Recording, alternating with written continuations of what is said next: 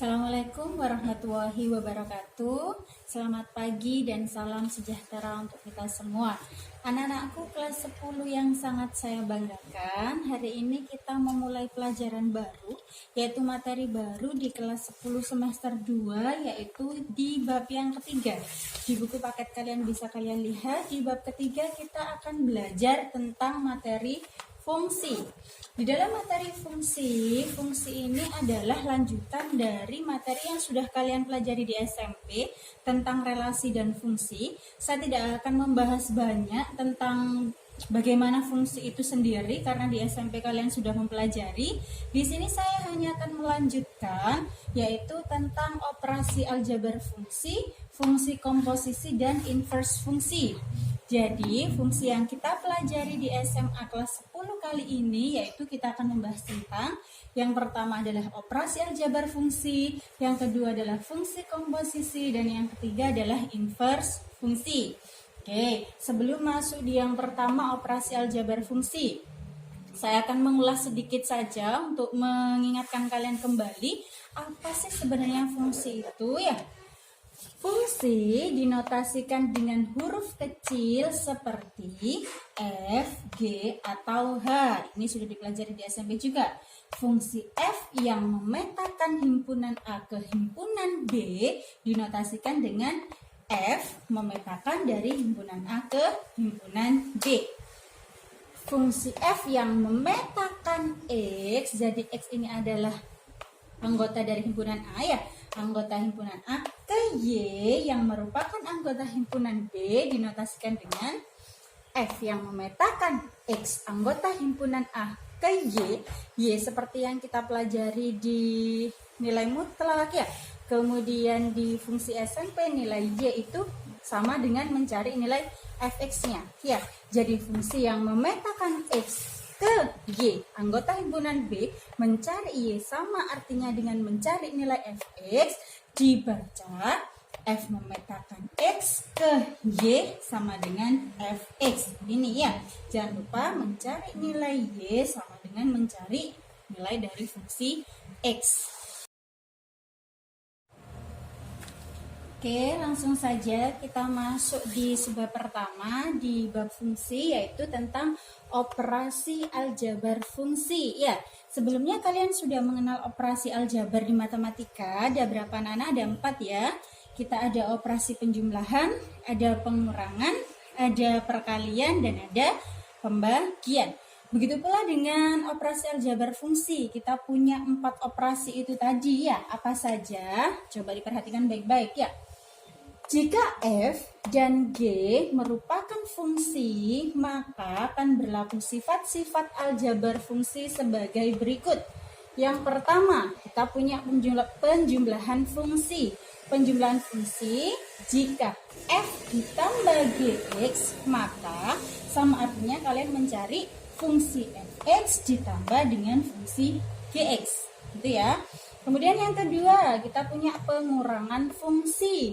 Jika kalian ada soal F dikurangi Gx, maka artinya kalian mencari nilai fungsi Fx dikurangi dengan fungsi Gx. Bisa difahami ya? Saya lanjutkan yang ketiga, yaitu perkalian fungsi. F dikali Gx, saya perkaliannya pakai titik di sini. Kenapa saya nggak pakai tanda kali? Karena kalian nanti akan ketemu variabel X di sini. Biar nggak bingung ada kali lagi. Gitu ya. Bisa difahami ya? Saya ulangi lagi untuk perkalian fungsi. Jika ada F dikali Gx, artinya kalian mencari nilai dari fungsi X dikalikan dengan fungsi Gx. Oke, yang terakhir yang keempat yaitu pembagian fungsi. Jika disuruh mencari F dibagi Gx, artinya kalian disuruh mencari fungsi X dibagi dengan fungsi Gx dengan syarat. Apa syaratnya Bu Aisyah? Nilai Gx-nya tidak boleh sama dengan 0. Kenapa kok Gx-nya tidak boleh sama dengan 0? Ingat, kalau dia bentuknya pecahan atau pembagian, ya penyebutnya tidak boleh bernilai 0. Karena nanti kalau penyebutnya bernilai 0, maka hasilnya adalah tak hingga.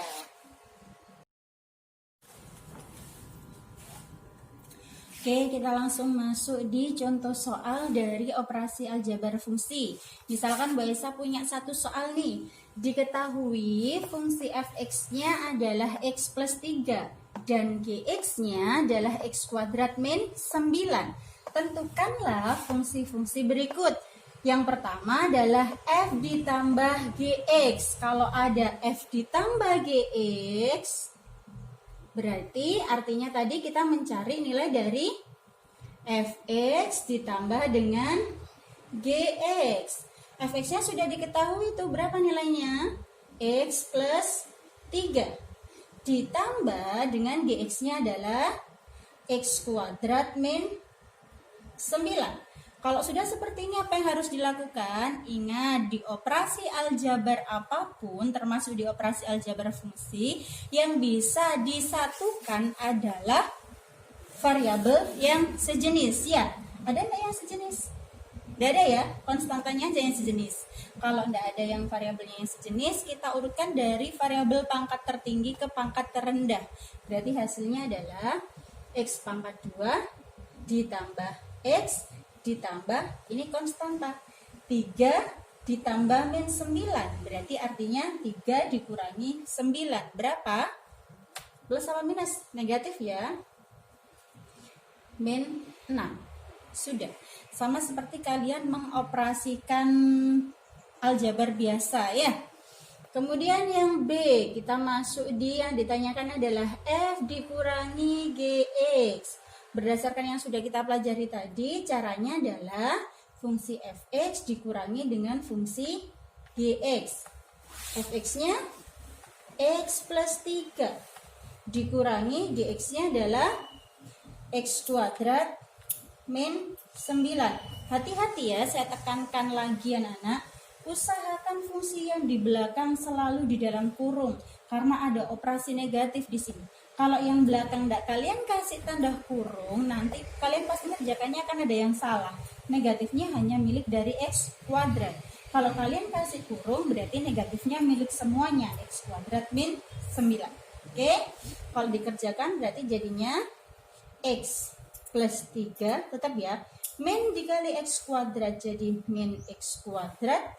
Min dikali min 9 jadinya plus 9. Kalau diurutkan dari variabel pangkat yang tertinggi ke terendah, berarti jadinya adalah min x kuadrat ditambah x plus 3 ditambah 9, jadinya adalah plus 12.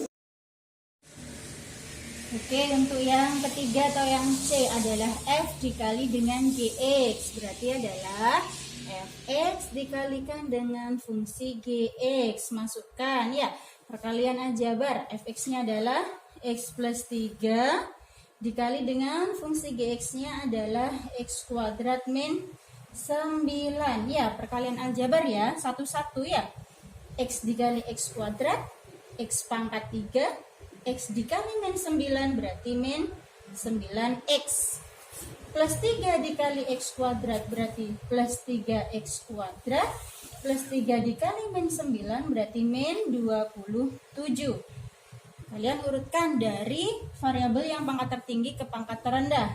X pangkat 3 ditambah 3x kuadrat dikurangi 9x dikurangi 27. Oke, bisa dipahami ya.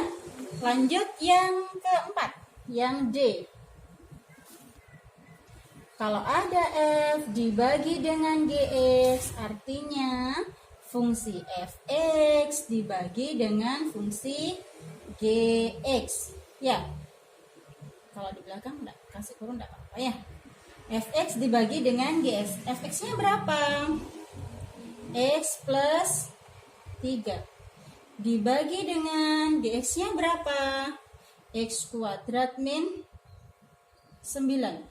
Loh Bu Aisyah, ini kan tidak bisa diselesaikan karena tidak ada yang sama di atas dan di bawah. Hati-hati kalau untuk pembagian fungsi ya anak-anak ya.